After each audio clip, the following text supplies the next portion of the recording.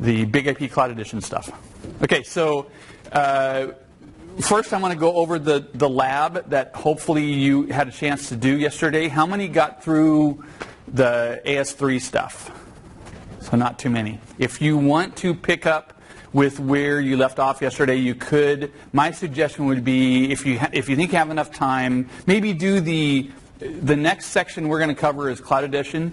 Maybe do that lab first. They're not dependent on each other at all. They use a totally different Big IP. So maybe do this one first, just so you've messed around with Cloud Edition, and then you could always go back and do at least the AS3 part if you didn't get a chance. Ansible, not as big a deal, or at least I didn't get as much out of it.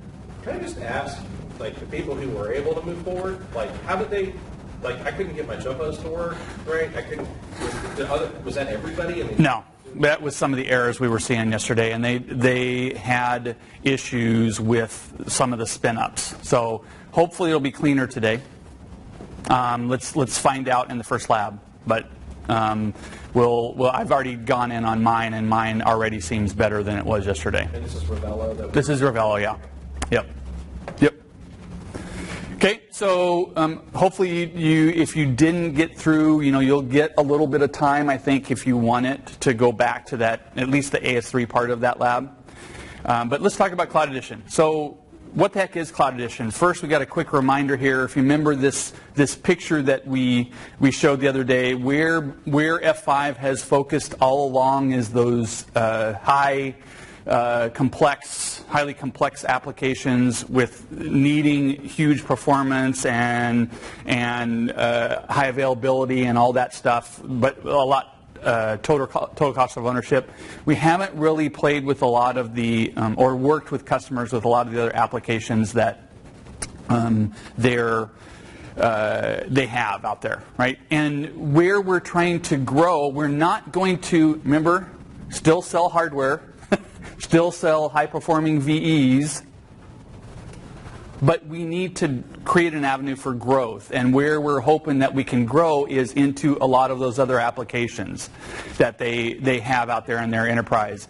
The first step we took was about a year and a half ago now. We came out with Big IP Cloud Edition. And if you remember yesterday, I said that was kind of the half step. We couldn't go all the way to where we needed to go. So we took this half step with Cloud Edition, and it's going to fit certain scenarios, but not others. Where we're really trying to get to is blue, cloud native stuff, and then we'll continue to announce F5 Cloud Services over time that will add to the portfolio. So we're kind of in this transition right now for putting out products that will have you be able to talk to customers in a very different way. But we're not all the way there yet. Okay? So Cloud Edition is kind of this half step. What it is a package or a bundle. It's not a product. So it's both what's called per app VE and Big IQ. In fact, some customers are buying Cloud Edition to get Big IQ at a cheaper price. That's one of the creative reasons that some customers are buying Cloud Edition. If you think about what we mentioned this the other day, we've been able to do Big IP in the cloud for a while, but it's a big chunk of code. Takes up more resources, more specifically more RAM, right? But also, it's costly. If you wanted, many customers when they go to the cloud, they don't want this one Big IP that all the clients can get to all their applications, single point of failure. They don't want that. It's a different model. They want one proxy per application that they have on the back end. And if they had to pay for all those Big IPs, it's going to get really costly very quick. So one of the things we had to fix was we need to come out with something that worked from a licensing and cost model the way that they were using Big IP in the cloud. So per app VE means it's still a bigger chunk of code, but the licensing and the cost is going to be drastically reduced so that they can have Each application can have their own big IP. Now, how we're going to do that, we have to make money, right, as a company. So how we're going to do that and still make money is BigIQ is going to control the licensing. And the licensing that it installs on these per app BigIP VEs is going to be limited, meaning, number one, it's only LTM and ASM, or advanced WAF now. And number two, you can only do a certain amount of virtuals on that configuration. It'll limit the actual number of virtuals you can create. Sorry, I was tuning in and out. LTM, ASM, and No. So BigIP Cloud Edition is only LTM and advanced WAF. So what about those cloud customers that want to restrict access to their apps? That's okay. Then they buy APM. But it's not part of Cloud Edition. Can't get it as part of Cloud Edition. You buy Cloud Edition and add a module. Yep, absolutely. Yep. So this BigIQ can be used to not only control all these per app VEs, but all your other BigIP VEs that you have in the cloud or on-prem with APM, with whatever you're using. If you want it to. I mean, you don't have to use this BigIQ to do that, but if you want it to, you can. Okay? So Cloud Edition is a bundle. BigIP, per app VE, and BigIQ. And it does several things that we'll talk about as we go through this presentation. Bundle means that customers cannot purchase separately. Bundle means, by bundle, what I mean is I'm trying to say that it's not just BigIP. It's not I don't think of this as a product, like just BigIP or just BigIQ, how you might normally purchase some of this stuff. It's a bundle of both.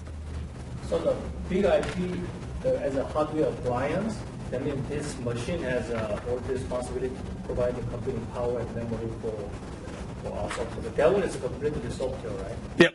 So who has a responsibility or ownership to provide the right resource of computing power and memory, all this kind of thing? So when you do VEs, whether that be in private cloud in your data center or public cloud, you, the customer, would have to set how many vCPUs and RAM per that VE. That's part of your setup that you would do. So you, the customer.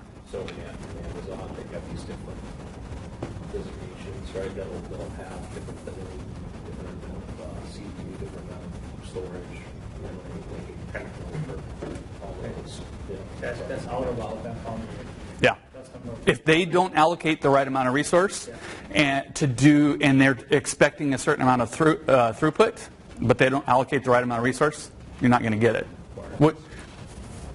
So one of the things that this public cloud is not going to have is like FPGAs. So Correct. So are they limiting the amount, the types of workloads and Not really. Not really. VEs in general, whether they're just normal VEs like we've been using, right? We haven't been using a per app VE. We've been using kind of an unlimited VE.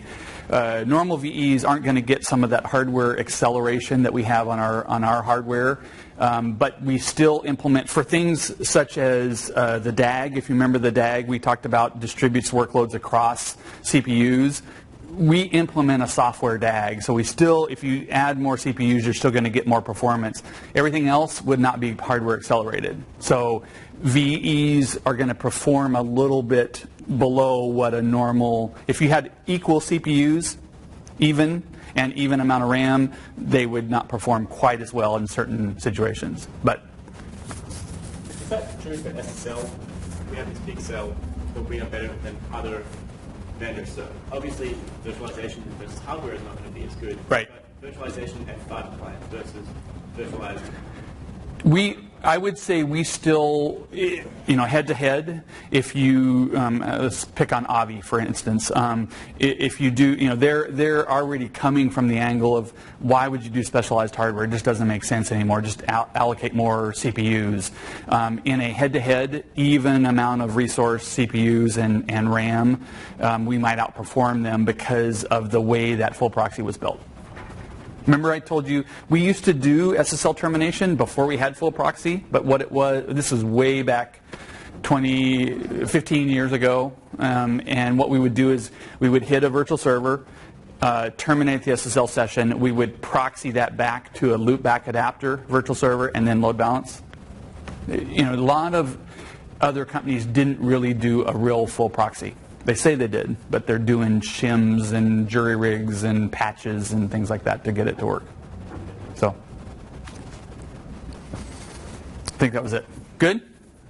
Okay, so it's a bundle, right? It's not just one product. It's a bundle of several products for different reasons. Let's talk about... I'm just assuming this was probably right. The big IQ is a VE as well, right? The big IQ is a VE also, yes. And you can buy Big IQ on hardware, but I haven't seen customers do that in a long time. We initially came out with a hardware platform, but we've been recommending just as a virtual edition for quite a while for Big IQ. It's not, maybe you'll mention it, but it bears mentioning from a sales standpoint. There are minimum spends associated with Cloud Edition versus the like subscription versus ELA versus Cloud Edition. I think ELA is only tied to Cloud Edition. Yeah, and the licensing stuff I haven't kept up on, but you're exactly correct. It's something you need to think about when you're deciding what to pitch.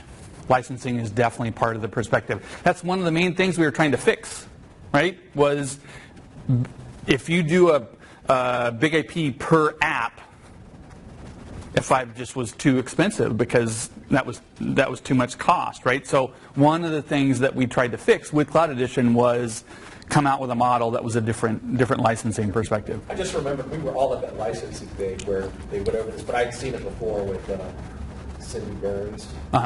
Yep. In my area. So. Sir. So is there a limitation to go through? How much can traffic can pass through Cloud Edition? Good question, and I don't remember. Yeah. I don't remember. I think it's more of a limitation on just how many virtuals. I don't think we throttle the throughput. Well, there is a 25 meg, 200 meg. There are buy a model that in a gig. Within Cloud Edition, within the licensing. Pretty sure. Okay, I could be wrong. Don't remember on the SKUs. Yeah. Okay, let's go a little bit further. Actually, I may answer it on this. Yeah. So there is a throttling that we'll do, and this may not be up to date. We may have more options for licensing now than just 25 and 200. But the things that you get as part of Cloud Edition are Big IP per app VE. Again, I said only LTM and advanced WAF. That's it. There are configuration limits, I told you. So only a certain amount of virtuals. And then there's different licensing models. All of this stuff may have been updated slightly since this slide was built, but I think it's still accurate. A couple of things that I'm going to come back to are there are minimum versions of both Big IP and Big IQ, and we'll talk about why that is. Okay, so we definitely will come back and hit these two things a little bit later in the presentation. Per app VE, you might think that it's a different Big IP. No, it's the same Big IP, just the licensing changes how it's going to behave. So it's the same Big IP. You go download the code, it's the same code that you go download from the download site. So it doesn't change. Just the licensing for that Big IP, the per app VE guy, will affect how things you can do, right? How many virtuals you can have at a minimum.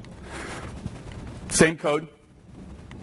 Let's talk about the things that got at for Big IQ. It requires Big IQ version 6 or above. 3 major things got added with Big IQ version 6: app templates, analytics, and service scaling groups. So those are the 3 things we're going to talk about. We'll do a lab on a little bit of that. But those are the 3 main huge things that got added actually in a very short period of time to Big IQ version 6. And maybe you covered this and I missed it. So if you're managing 6 apps, are you then managing from a Big IQ perspective six instantiations of Big IP? Probably. I mean, that's the typical customer deployment way they like to do things, is they want to have everything that goes with that app go with it.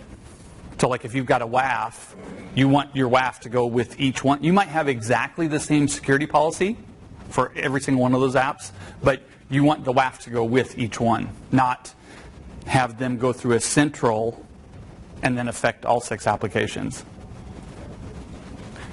Typically. I mean, there's variations on that. Customers will do different variations, but the general model is they want everything that is associated with the app to go with that app and not affect any other applications. And I've architected a use case where you actually have a platform, right? It's not a single app, it's maybe a bunch of different apps that are served by a common URL with different URI paths that keep each thing. So that happens. Well, that's why we are where we are now, right? In the traditional data center, we tried to get more and more performance and less cost. So we built boxes like Big IPs that scaled very well, and you came through a central. Now the model is, I'm my own DevOps group, and they're their own DevOps group. I don't want them ever affecting me, so I'm going to do everything just for my own application. You have these little powers, right? In some cases, it's even just political. I don't want to ever be in the same issues as those guys. They're on their own. Got these little fiefdoms growing in companies. But as Preston's saying, I'll bet we'll end up coming back a little bit to where it'll make sense to scale. We're not using this WAF hardly at all. It's just not maxed. Let's go through the same box or same VE. We'll see.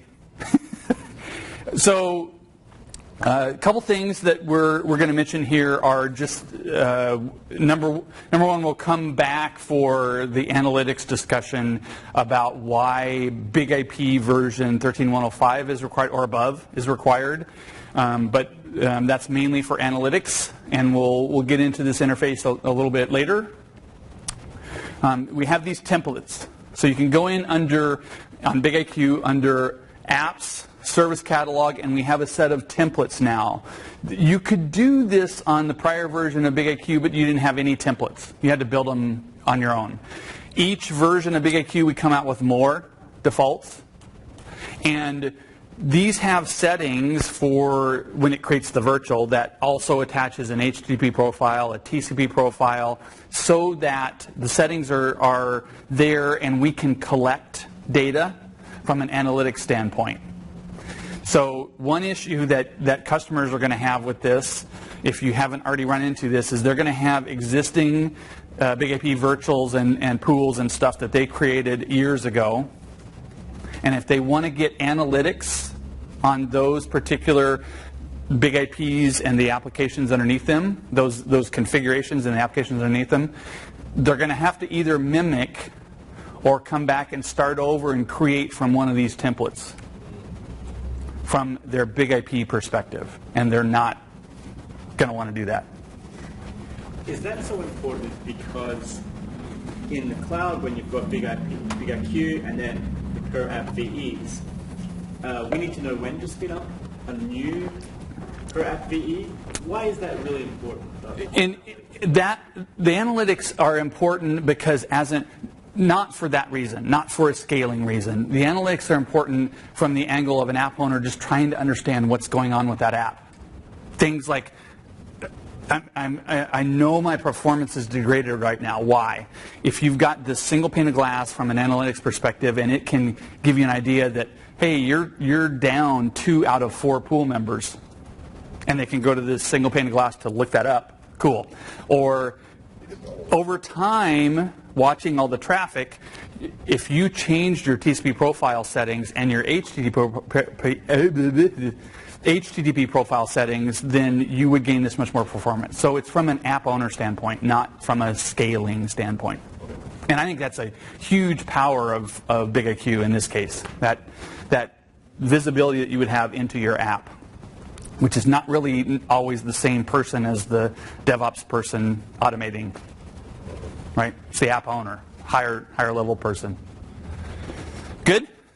We'll talk about this more. So yeah. Can you make child templates based on these parent templates? Yes. Yep.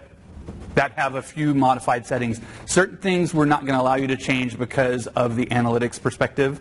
We don't want you to turn off certain things in the TCP or HTTP profiles, but yes. A big thing missing in that list there that you would definitely want in the cloud, which is actually not offloading, it's self-terminating it. Yeah.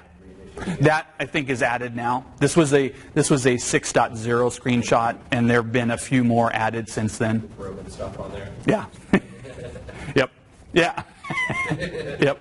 This was created from, I think you guys met Roman, right, in PM? Yeah. So when you're deploying from that template, you'll go through different steps. You guys will do this in lab. Go through different steps, set different settings. But one of the options I want to point out, and this time I'd like for you to go look at, lab has a step for you to do this, is upper right-hand corner. You can look at the sample API request. Look familiar? Hopefully, from yesterday. REST API, right? So REST API call to create what we just are trying to build from that template.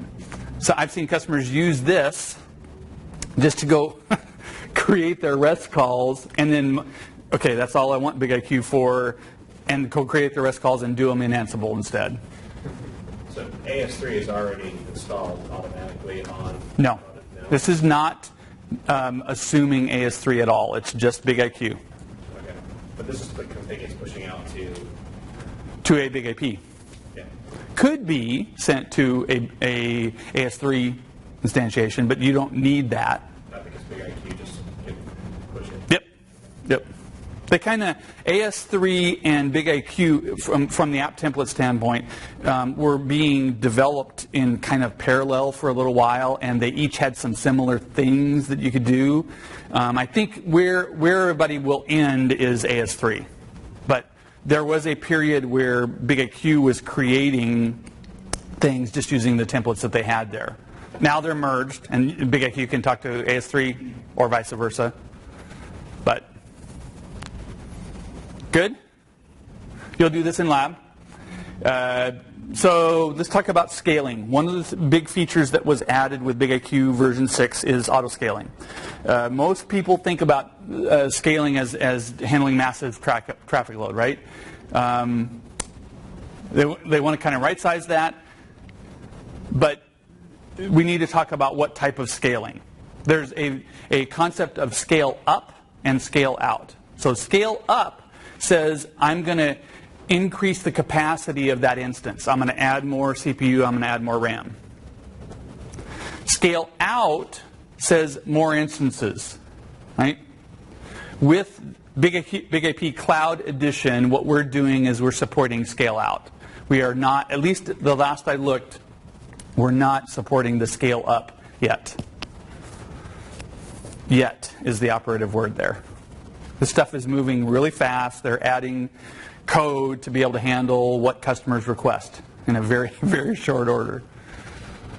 Okay, so for now, when we're talking about scaling, we're talking about scaling out. And you'll hear those terms.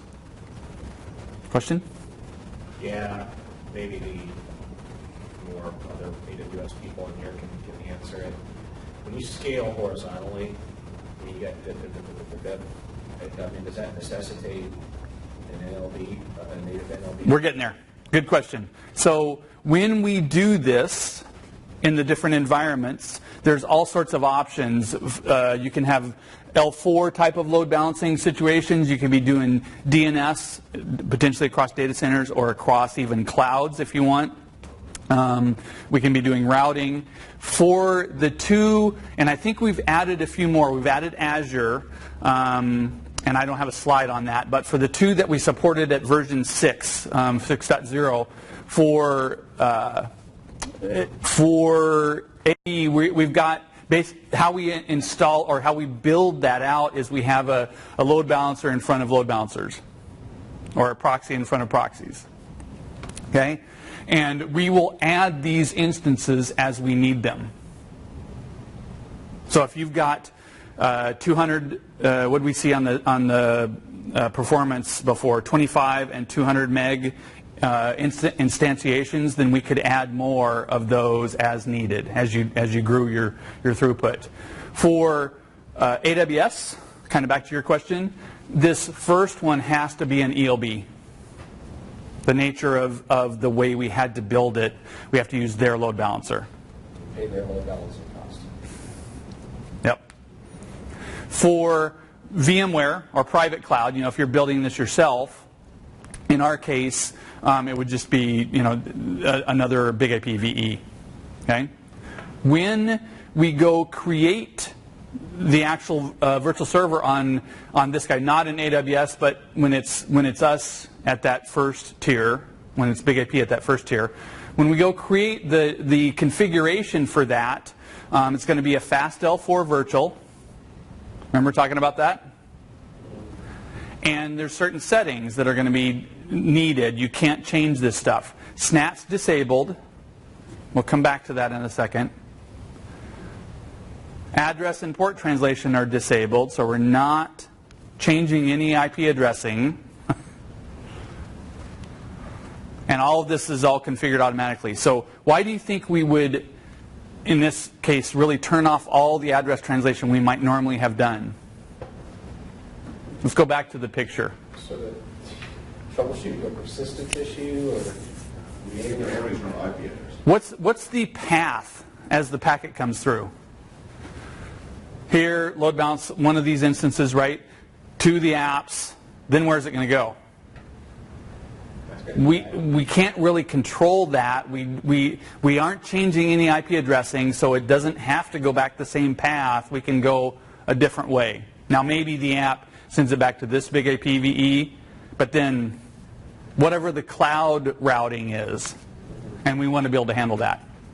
How does that work though? Because you're still going to have a different, the request is still going to hit a different IP address. It's either on the load balancer. So let's talk about this. What have we potentially created, or what are we trying to deal with here? Asymmetric routing, right? If we don't have any address translation going on here, though, we don't care. Now, we may, at this point, this load balancer or our load balancer, if we're the ones in the middle, may be seeing out-of-order packets. We might be seeing the SYN. We don't see the SYN-ACK because it goes back a different path. We see the ACK. Right? So we may be seeing out-of-order packets, and you need to be careful about how you handle that, but we're setting up that virtual in an appropriate way. We haven't really talked about this totally, but it's a, number one, it's called a transparent virtual. Remember that word that we described the other day? And on that performance layer 4, there's a performance layer 4 profile that we'll use here. There's a setting on that FastL4 profile called loosen it, loose close, which means we're not going to get upset about out-of-order packets. And we'll go clean up a little bit sooner than we normally would have. What you do to restore symmetry or to ensure symmetry is in the routing process in AWS, you point the default route at that interface. You don't point it in an IP, you point it at the actual NIC, the virtual NIC that is attached to that, and that's how you make sure it comes back out. But many customers may not want to go through the headache of doing that. And we aren't forcing you either. In our case, when it's us there, we aren't forcing you either. So, I'll ask later. I don't want to take up too much time, but I'm drawing a link on that. Okay. So SNAT's disabled on that tier 1, and you don't do a default route. You're going to go a different path, but we don't care. It's okay. We haven't changed any IP addressing, right? We turn off both source address translation and destination address. Both of them are turned off, so we're not changing an IP address at that tier 1. So if you get a firewall north of there, though, you definitely want to make sure that. And Yep. oftentimes I there guess this is. is assuming traffic initiated outside of the cloud into, if you only got one, I guess, egress point, is that, okay. Just design things you need to consider, right? You're allowing for loose connections, so you've done that and checked the little box for loose connections. So loose connections is when you only see one leg of traffic, so you're only right. Now we're just talking about the first tier that allows for Right. loose connections. So if there's a firewall north of that, it's going to send traffic to a destination IP. That's going to be routed through the first tier, gets to the second tier. We're not necessarily allowing loose connections through the second tier. Yeah. We can probably work that out. So traffic will still traverse the second set of VEs in normal way. Yeah. If we do asymmetric and It just may skip this guy. we've got a setting to allow for that. So we only see the CMA. And think about how we have to make this, right? This is a scale out situation. What if we've originally a client packet came through, we used that one, and now we've scaled back because we don't need it from a throughput angle, we don't need it anymore. We've scaled back. They're going to have to get back to that one, but maybe they're at least coming back and they don't need to go through this guy, right? So you got to think through this whole scale out, scale back type of thing also. And I agree with Michael that probably this tier we may be doing snatting so that you go back through the same big IP, but we're trying to get away from forcing you through that guy. Good? Transparent virtual. Kind of, right? Clear as mud. Yes? So in case of AWS, so Okay.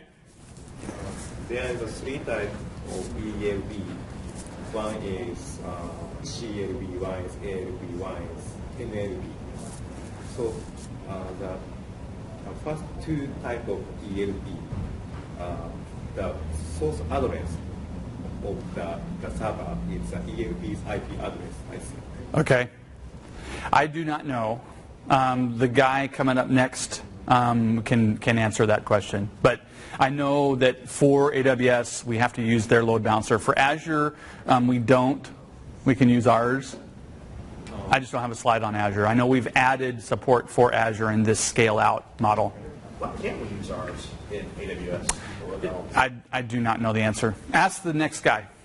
There may be a very legitimate reason. Maybe it's just the way we started, but I'm sure there's a reason why we ended up designing it this way. The next guy? Heath Parrott for AWS. He's like the I'm talking. yeah. He may know the answer. I do not know. So, good question. Okay, I'm going to keep going just to get us to lab.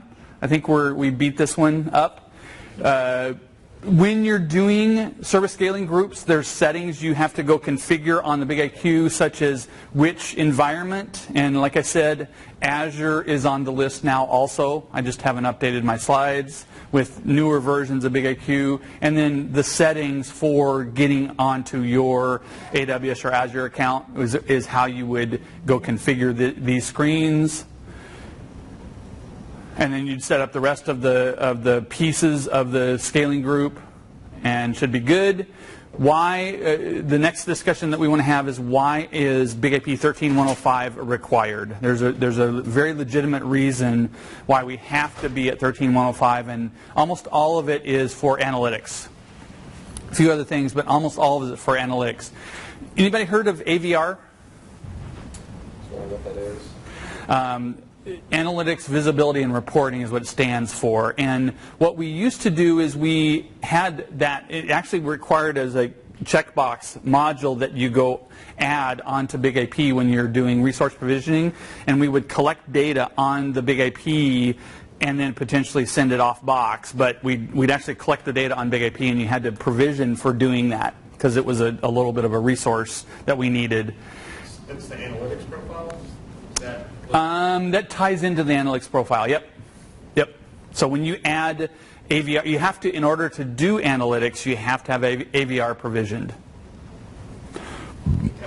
A lot of that functionality now is handled by BigIQ DCDs, data collection devices. So we've moved to a different way of doing the analytics. And that happened in Big IP 13.105. Okay? So that's why. Let's talk about this. Like prior to 6.0, with Big IQ version 5X, periodically Big IQ would pull from the Big IP and grab that data, right, from AVR. But it would pull it from the Big IP periodically. Starting with Big IP 13.105 and Big IQ 6, now the Big IP is going to periodically send that data, that analytics data, to the Big IQ. If you remember, when we tied Big IQs and Big IPs together, that would be the point where, and in this lab, you're going to have not only a Big IQ CM, Configuration Manager, but also a Big IQ DCD. You'll be able to see it in lab.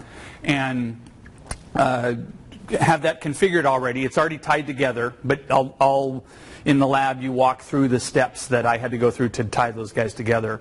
And once you do that, then Big IP automatically knows where those DCDs are. Big IQ has told them. And you'll have different Big IPs sending to different Big IQ DCDs, and they'll distribute the workload across these DCDs, which then feeds into the GUI if you want to go look at the analytics on Big IQ CM. That's the change that was made with Big IQ version 6 and Big IP version 13.105. Switch how the data is getting to Big IQ. Okay? So it's a different process now. Make sense? Good?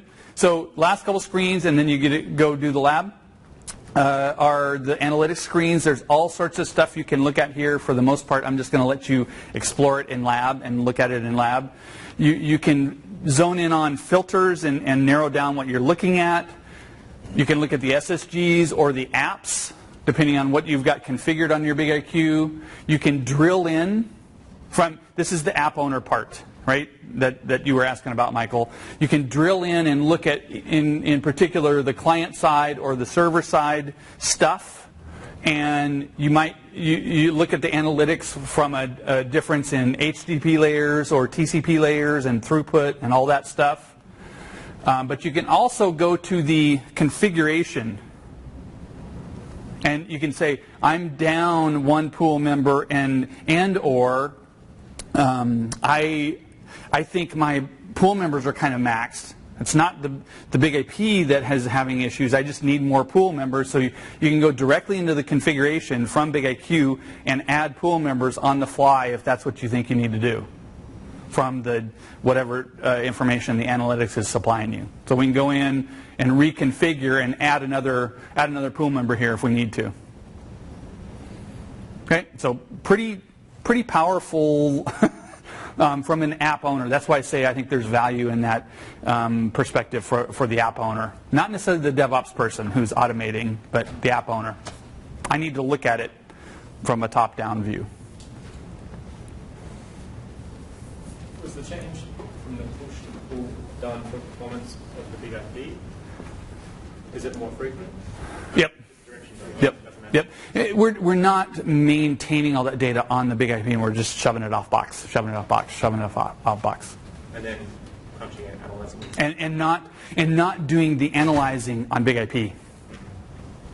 That's not really where that belongs. We're doing the analyzing on Big IQ. We're not doing the analyzing on Big IP, which is what AVR kind of was. That's why it required more resource. Graphs on Big IP, that's not really what you want Big IP doing. So we kind of made that shift. Now that we had the visibility, the visuals, the graphs, Big IQ had caught up to that point and done a better job actually of a lot of the graphing. Now that's all done by Big IQ, and that resource has changed on Big IP. Good? Okay, so in lab, what this lab has you do is explore. I've already tied the Big IQ and Big IP together. This is Big IP B. Yesterday you were using Big IP A in that configuration. So I've already tied the Big IQ to the Big IP B. But I also added a DCD in the first series of lab steps, have you walk through just how that was configured, okay, what I set up. Then you got to mess around with templates. And I've done one already. You're going to go look at that one, but then you're going to go create your own application using a template, okay? And along the way, we're going to go view that REST API code with that box that has you be able to go look at what we're going to create, okay? And then I think that's it. Good? Oh, we do. There is one part of this lab that is not really kind of on this slide. We do have you add a few different users, such as the app owner perspective versus the LTM configuration person versus the security person doing the WAF. So we have a couple different personas that you go create to do the different roles, just so you see how this might tie together from different people's perspectives. Okay? Ready, set, go.